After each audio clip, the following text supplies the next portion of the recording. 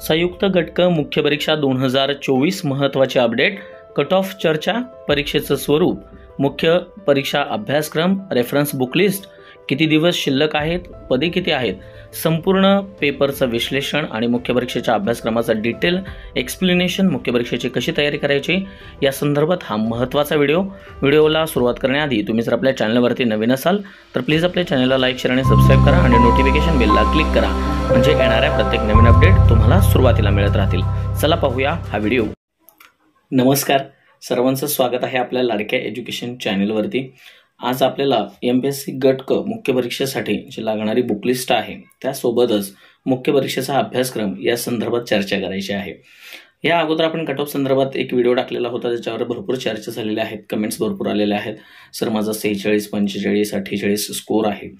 50 पर्यंत जो तुमचा स्कोर आहे तो आपण म्हणजे 45 ते 50चा जो स्कोर आहे तो क्रक्स स्कोर आहे, म्हणजे अगदीच बाहेर आहे असंही म्हणता येणार नाही, अगदीच आत आहे असंही म्हणता येणार नाही. मात्र तुम्ही काटावर असल्या कारणानं तुम्ही मेन्स चालू करणं हे ग्राह्य ठरतं, अगत्याचं ठरतं. त्यामुळे त्याच्यावर जास्त चर्चा न करता तुम्ही मुख्य परीक्षेचा अभ्यास चालू करणं हे यथार्थ ठरेल.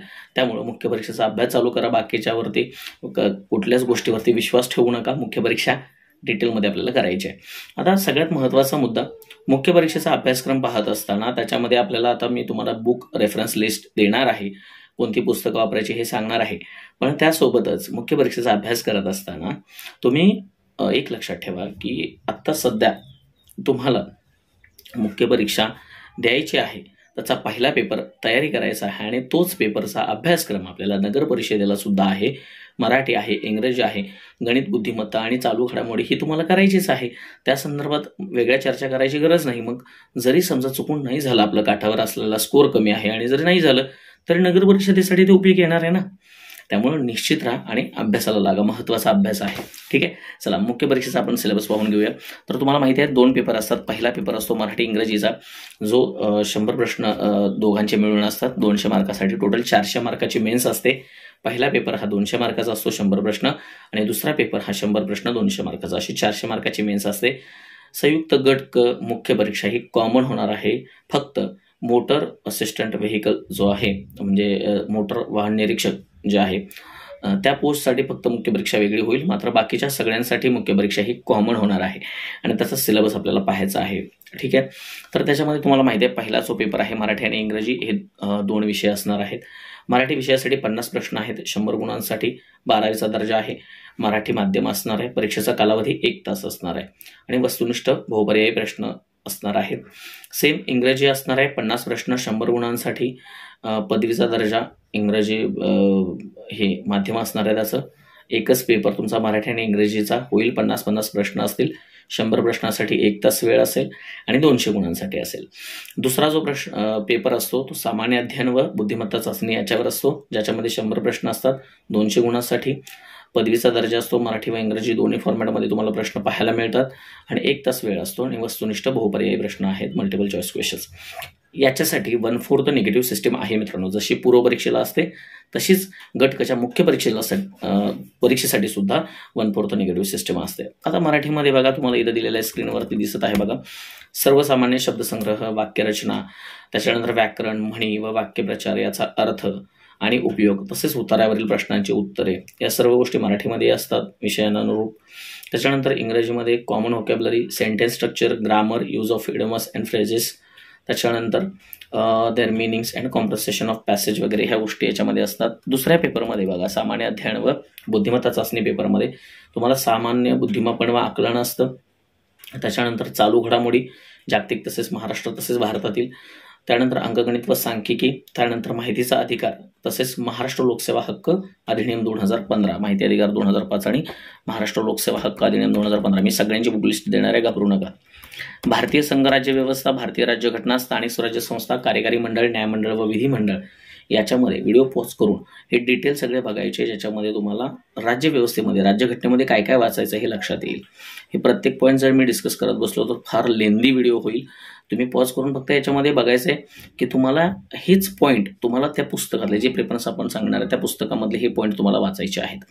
त्यासोबत भारताचा व महाराष्ट्राचा भूगोल असेल तर त्याच्यामध्ये सुद्धा महाराष्ट्राचा आणि भारताच्या भूगोलाचे जे मी प्रेफरन्स देणार आहे त्याच्यामध्ये सुद्धा तुम्हाला त्या 2 पुस्तकामध्ये हेच पॉईंट वाचायचे आहेत, जे आता ह्या टॉपिकमध्ये आपल्याला दिलेले आहेत. हे टॉपिक दिलेले आहेत ते.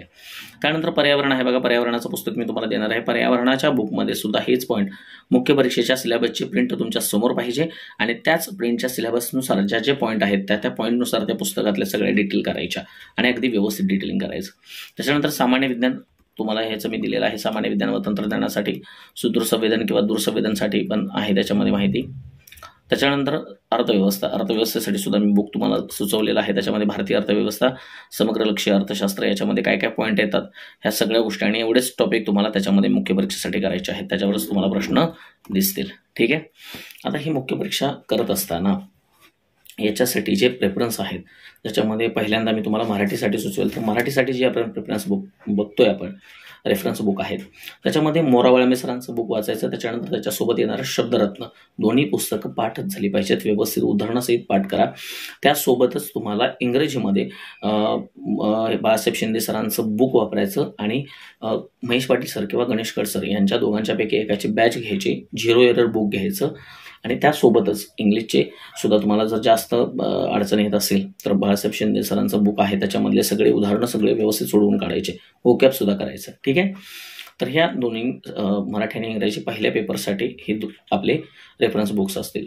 आणि याच्यामध्ये तुम्हाला प्रिव्हियस इयर क्वेश्चन पेपर सुद्धा करायचे आहेत. 7 ते 8 वर्षाचे मुख्य परीक्षेचे पहिल्या पेपरचे तुम्हाला प्रिव्हियस इयर क्वेश्चन पेपर करायचे आहेत. त्याच्यानंतर बघा दुसरा पेपर चालू होतो आपला. दुसऱ्या पेपरमध्ये सुरुवातीला माहिती आहे आपल्याला काय आहे तर अंकगणित आहे. तुम्हाला अंकगणित व बुद्धिमत्ता. अंकगणित व बुद्धिमत्तासाठी संदीप आरगडे सरांचं स्क्रीनवरती तुम्हाला डिस्प्ले होत असेल. संदीप आरगडे सरांचं सुद्धा बुक तुम्हाला वापरायचं आहे पहिल्या त्याच्यामध्ये. त्यानंतर माहिती अधिकार, तसेच तुम्हाला महाराष्ट्र लोकसेवा हक्क अधिनियम आहे 2015 आणि माहिती अधिकार 2005 या दोघांची सुद्धा तुम्हाला PDF डाउनलोड करायची आहे. गुगलवरती जावा तुम्ही, तुम्हाला दोन्हींची PDF भेटेल आणि त्या PDFच्या झेरॉक्स मारायची आणि ती पुस्तकं वापरायची. किंवा छोटी छोटी पुस्तकं मिळतात, महाराष्ट्र लोकसेवा हक्क अधिनियम 2015 आणि माहिती अधिकार. माझं बेस्ट वे मत आहे ते PDFच बघा, म्हणजे तुम्हाला डिटेलिंग करता येईल त्याच्यामध्ये. त्याच्यानंतर तुम्हाला पॉलिटिचं बुक रंजन कोळंबे सरांचं बुक आहे ते वापरा. अंकगणित सांख्यिकीसाठी सुद्धा तुम्हाला संदीप आरगडे सरांचंच बुक वापरायचं आहे. दोन्हींचे तुम्हाला मी फोटो इथं डिस्प्ले करत आहे. हे सगळे फोटो जे दिलेले आहेत ना ती पुस्तकं तुम्ही रेफरन्स म्हणून वापरू शकता. 100% तुम्हाला यश मिळेल. त्याच्यानंतर बघा पॉलिटीसाठी रंजन कोळंबे सर आहेत. त्याच्यानंतर पर्यावरणासाठी तुषार घोरपडे सरांचं बुक वापरायचं आहे. त्याच्यानंतर सामान्य विज्ञानासाठी सचिन भस्के सरांचं महत्त्वाचं चांगलं बुक आहे ते वापरा, किंवा सचिन कोलते सरांचं आहे आणि कोलते सरांचं ते वापरा, किंवा सचिन भस्के सरांचं. त्याच्यानंतर इकॉनॉमिक्ससाठी रंजन कोळंबे सर आहेत किंवा किरण देसले सरांचं, दोन्हीपैकी कोणाचंही एक वापरा. मात्र हे जे पॉईंट दिलेत ना ह्या पॉईंटमधले सिलेबसमधले जे पॉईंट आहेत ते पॉईंट आणि ते टॉपिक तेवढेच करायचे, व्यवस्थित प्रॉपर करायचे. वेळ राहिला तर बाकीच्यासाठी आणि हे रिव्हिजन करून महत्त्वाचे ह्या पॉईंटवरती प्रिव्हियस इयर क्वेश्चन पेपरमध्ये काय काय पडले हे बघायचं.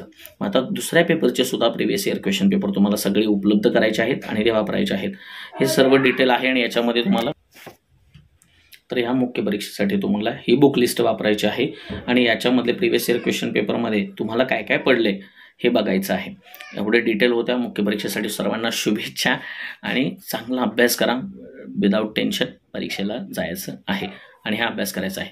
उर्वरित कालावधी किती आहे या संदर्भात मी सांगणार आहे तुम्हाला. 29 जूनला परीक्षा होणार होती. कधी जर ही फेब्रुवारी वगैरे याच्यामध्ये अगोदर नियोजित वेळापत्रकामध्ये म्हणजे MPSCच्या टेंटेटिव्ह शेड्यूलमध्ये 29 जून दिली होती. मात्र परीक्षा पोस्टपोन झाली. परीक्षाच 1 जूनला झाली. त्यामुळं निदान 2 ते 2.5 महिन्याचा अवकाश अजून मुख्य परीक्षेसाठी आहे. 2.5-3 महिने आपल्याला मिळतील. सरासरी 2-2.5 महिने मिळतील. जुलै किंवा ऑगस्टच्या एंडिंगमध्ये किंवा ऑगस्टच्या पहिल्या दुसऱ्या वीकमध्ये आपल्याला मुख्य परीक्षेसाठी काय ते सुतोवाच कळेल, म्हणजे त्यावेळेस मुख्य परीक्षा होईल.